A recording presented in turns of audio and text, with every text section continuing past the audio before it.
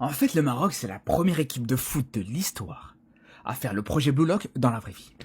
Le projet Blue Lock, pour ceux qui savent pas c'est quoi, c'est Squid Game, mais dans le football. C'est un camp d'entraînement avec plusieurs joueurs de foot, et à la fin, il en reste un. C'est exactement ce que fait le Maroc là actuellement, pour la Coupe du Monde. Même le Japon, ils y ont pas passé. Même le Japon, ils l'ont pas fait.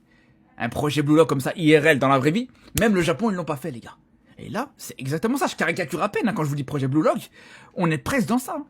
Il a convoqué plusieurs joueurs, énormément de joueurs, en dehors de la liste officielle, en dehors des joueurs qui sont présents, les Hakimi, les Brahim Diaz, les Ounahi, tout ça.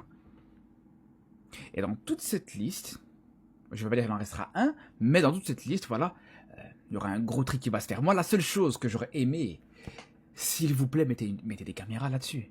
Mais ça, faut diffuser ça. Ça, faut filmer ça. Mais je vous jure, imaginez même que dans toute cette équipe-là, que tu as un joueur qui à la base n'était pas prévu, je parle pas des... Parce qu'il y en a certains, hein, voilà, comme Boadi, comme Saïbari, quoi qu'il arrive, seront à la Coupe du Monde, ça on le sait. Mais dans ceux qui n'étaient pas prévus à la base, qui seront à la Coupe du Monde grâce à ce fameux projet Blue Lock, imaginez juste derrière, ils te font une belle Coupe du Monde, peut-être pourquoi pas, ils sont à l'origine d'un grand exploit du Maroc à la Coupe du Monde, non.